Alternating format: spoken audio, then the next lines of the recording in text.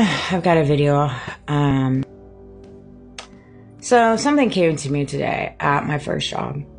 Fail a test, still understand the information being tested, particularly if it's a test with a hidden agenda behind it. You know, that came to me today.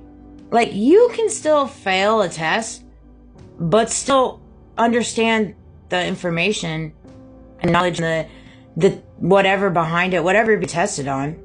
You really can. Some people are test takers, some people aren't. You know, I've not always been a great test taker. I get nervous. Sometimes I get in my head. I question myself, you know, and I don't know. I haven't really I'm provided all kinds of sort of tests here recently in the last few years of my life. And well, I've made it to this day. So I seem to be doing okay with all these tests. But when it comes to just like your regular open a book test type thing, you know, I think that it's really important to understand that sometimes a lot of things are like very hands-on. I'm a visual learner. I'm hands-on. I think I'll box, and I just always throw my own little swing to things. And I don't know, I'm very different. But, you know, you can fail a test, but still understand the material. You definitely can. And the test called life, life is a test. It can be a test. And you're going to fail at times. You're going to fail very, very hard. And you're going to fall very, very hard. You are.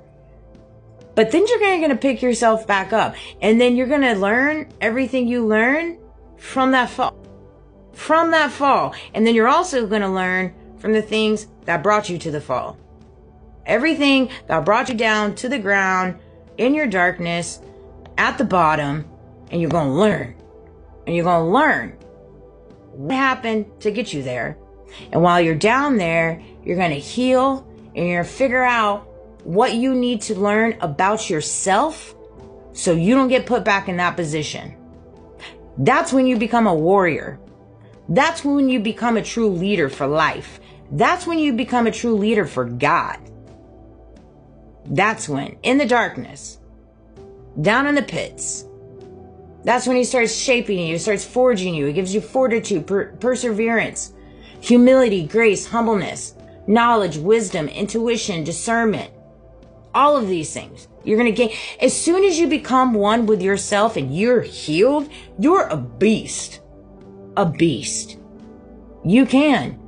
You just see things differently. You feel things differently. You know things differently. And you don't question it because you know yourself. And you're not apologetic for who you are. Why should you apologize for who you are when you know God loves you for who you are?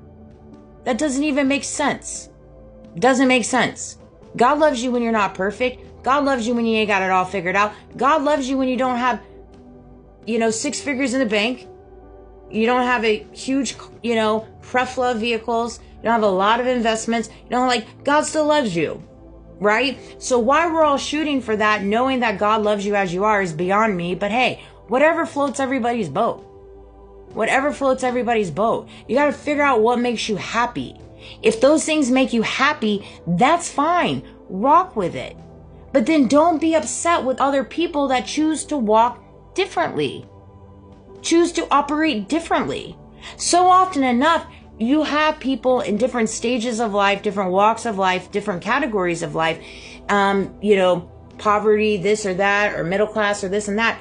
But they dislike people because of wherever they're at in their walk. And it's like, people are where they're at.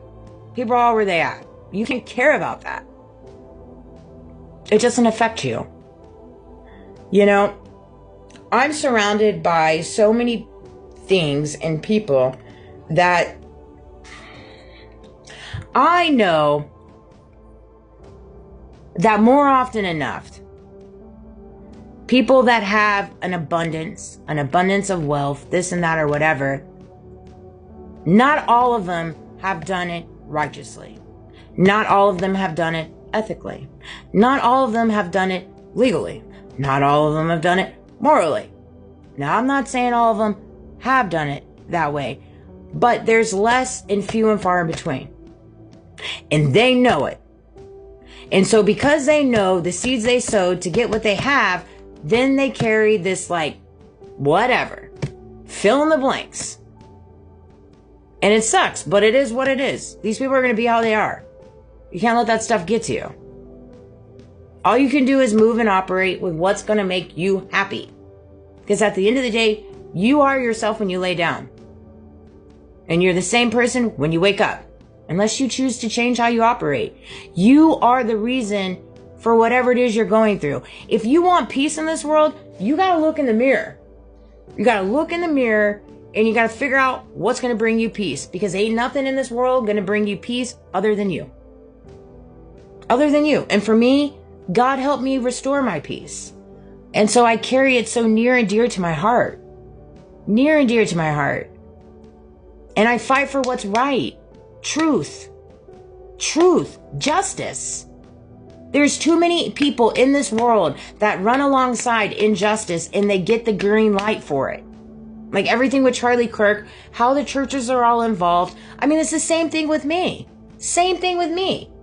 I said to myself when I walked outside my second job, I was like, it would be very interesting for the truth to come out how much my entire community has been involved. How much my entire community has been involved to go against me. My entire community.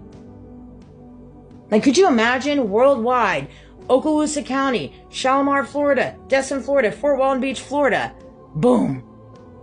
I mean, I would be all moving and operating in a very eerie feeling too in my community because I pick up on it. Because it's like, dang, we live here. We're in this zip code. Eventually it's going to come out and we're all going to be like, I mean, really? It's interesting. I know. It's a lot for me to swallow too.